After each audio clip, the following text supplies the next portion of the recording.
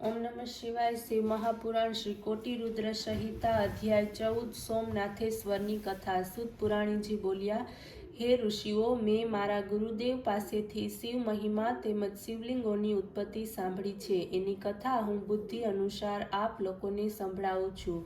ભગવાન શંકરના જેટલા જ્યોતિર્લિંગ છે એમાં મુખ્ય સોમનાથ છે। હવે હું તેનો મહિમા વર્ણવું છું। ચંદ્રદેવને દક્ષ પ્રજાપતિની 27 પુત્રીઓ પત્ની રૂપે પ્રાપ્ત થઈ।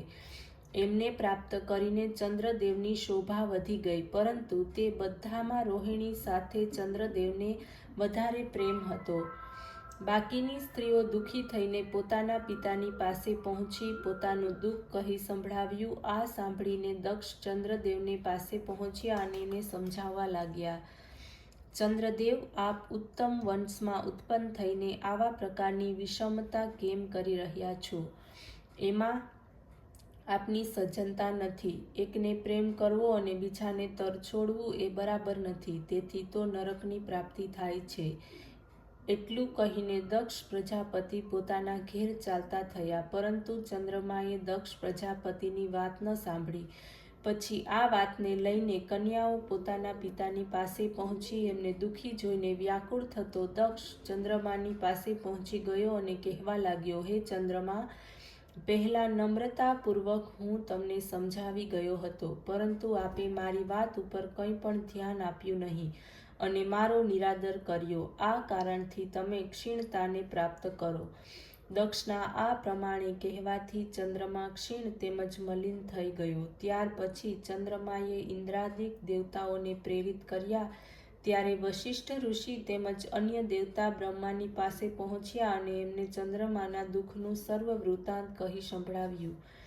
આ સાંભળીને બ્રહ્મા બોલ્યા, હે દેવતાઓ, આ ચંદ્રમા ઘણો જ દુષ્ટ છે। એ ગુરુદેવ બૃહસ્પતિની પત્ની તારાને ભગાડીને લઈ ગયો હતો।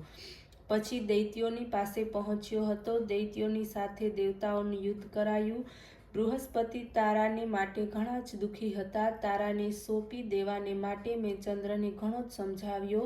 ઘણી મુશ્કેલીએ એમણે મારી વાત માની। બૃહસ્પતિએ એ સમયે તારાને ગર્ભવતી જાણીને કહ્યું કે આ ગર્ભમાં ચંદ્રમાનું બાળક છે। જ્યાં સુધી તેનો જન્મ નહીં થાય ત્યાં સુધી હું તારાને સ્વીકારી શકું નહીં। ત્યારે મેં ગર્ભને દૂર કરાવ્યો। પછી તારા બૃહસ્પતિને અપાવી દીધી। હે ઋષિ તથા દેવતાઓ, આ પ્રકારે ચંદ્ર તો પોતાની ટેવ છોડતો નથી, એને માટે મને કંઈ ન કહો। હા, તમારા કહેવાથી એક ઉપાય બતાવું છું। જો આ પ્રભાસ નામક પવિત્ર તીર્થમાં જઈને ભગવાન શંકરનું પૂજન કરો, આ પ્રમાણે આરાધના કરતા મહામૃત્યુંજયનો જપ કરતા સંતુષ્ટ થયેલા શિવજી અવશ્ય એનું ભલું કરશે। એની શીર્ણતાનું દુઃખ નિવૃત્ત થશે। બ્રહ્માનું વચન સાંભળીને દેવતા તથા ઋષિઓ ચંદ્રમાની પાસે ગયા। પછી ચંદ્રમાને પોતાની સાથે લઈ પ્રભાસ ક્ષેત્રમાં પહોંચ્યા। ત્યારે સરસ્વતી વગેરે તીર્થોનું આહ્વાન કરીને મૃત્યુંજયનો જપ વિધાનની સાથે ભગવાન શંકરનું પૂજન કરાવ્યું। એ પછી 6 મહિના સુધી દ્રઢ આસન ઉપર બેસી ચંદ્ર મૃત્યુંજયનો જપ કરવા લાગ્યો। 10 કરોડની સંખ્યામાં મૃત્યુંજયનો જપ થયો। ત્યારે પ્રસન્ન થઈને શિવજી ચંદ્રની સમક્ષ પ્રગટ થઈને બોલ્યા કે હે ચંદ્ર, હું તમારા ઉપર પ્રસન્ન છું, પોતાના મનવાંચિત વરદાન માગી લો। ચંદ્ર બોલ્યા, હે સ્વામી શ્રી, જો આપ ખરેખર પ્રસન્ન થઈને વરદાન આપો છો તો કૃપા કરીને મને એ વરદાન આપો કે મારો આ ક્ષય રોગ દૂર થાય। ત્યારે ભગવાન શંકર બોલ્યા, દક્ષ પ્રજાપતિનો શાપ તો દૂર થઈ શકે તેમ નથી।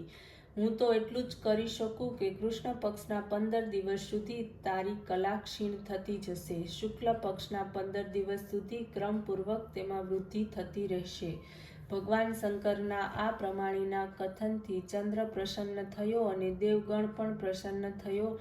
ત્યાં આવી ગયો। ચંદ્ર હાથ જોડીને પ્રાર્થના કરવા લાગ્યા કે અમે આપને પ્રણામ કરીએ છીએ। પછી કહ્યું, હે પ્રભુ, આપ પાર્વતીની સાથે આ સ્થાન ઉપર જ નિવાસ કરો। આ રીતે દેવતાઓની પ્રાર્થનાથી શિવજી ત્યાં બિરાજવા લાગ્યા। ત્યારથી તે સોમેશ્વર નામે પ્રસિદ્ધ થયા। દેવતાઓને મળીને એક કુંડનું નિર્માણ કર્યું, જેનું નામ ચંદ્રકુંડ પડ્યું। આ કુંડમાં સ્નાન કરવાથી સર્વ પાપો નાશ પામે છે. ઓમ નમઃ શિવાય.